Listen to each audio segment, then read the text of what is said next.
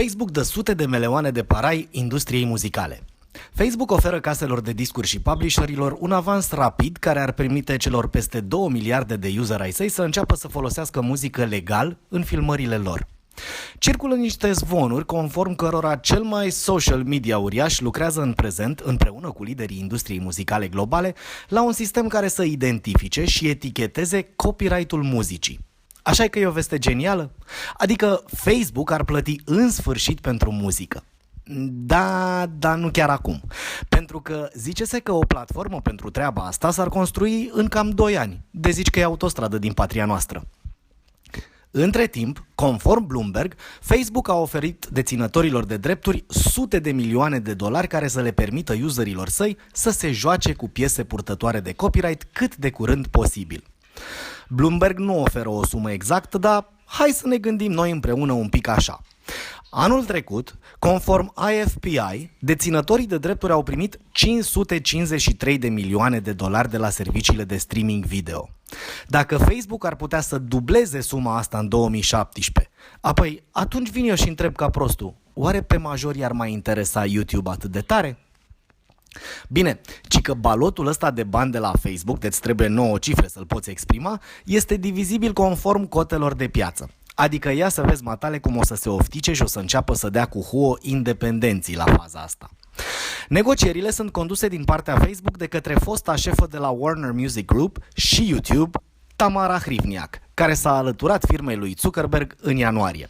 Se pare că Facebook și-ar dori o licență blanket semnată înainte de lansarea Watch, noul lor hub video, dat fiind faptul că se pregătește să lanseze producții originale de tip serial TV. Oricum, Facebook s-a pus pe angajat profesioniști din industria muzicală în ultimul an, după cum v-am mai spus și eu la mine pe blog. Acum câteva luni, compania a căutat 3 profesioniști între ale licensing-ului cu experiență în muzică. Și dacă nici asta nu e o dovadă clară că se pune de o strategie de aia șmecheră în legătură cu muzica, apoi nu știu ce să mai zic. 2 din joburile astea erau legate de publishing. North America Music Publishing Business Development Lead și International Music Publishing Business Development Lead. Al 3-lea era pe partea cu muzică înregistrată. Label Music Business Development Lead, a cărui principală treabă avea să fie conducerea strategiei și a negocierilor Facebook cu casele de discuri din întreaga lume. Bine, au mai fost și alte anunțuri de angajări din același domeniu pentru Facebook.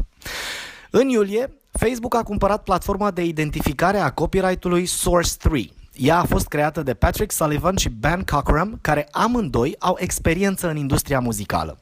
Tot ei au fondat RightsFlow, un tool de management al drepturilor de autor pe care l-au vândut lui Google în 2011.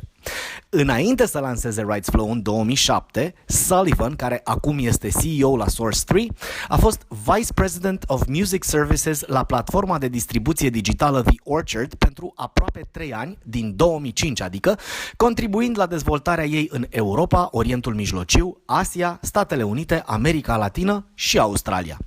A mai lucrat și la magazinul de muzică online eMusic, ca și la NMPA, National Music Publishers Association, bașca la agenția Harry Fox. Acum, n-aș vrea să ne îmbătăm cu apă rece. Ce vedem noi la firma lui Nenea Zuckerberg nu e nici pe departe o dorință de a răsplăti industria muzicală pentru ajutorul pe care îl dă vrând nevrând la creșterea Facebook. Nu.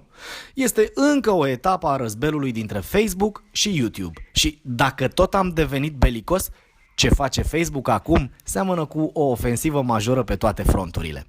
Pentru noi, români din România, treaba asta pare să fie o veste bună, pentru că tare e nevoie de un concurent pentru YouTube ca sursă de ascultat muzică online în țara asta.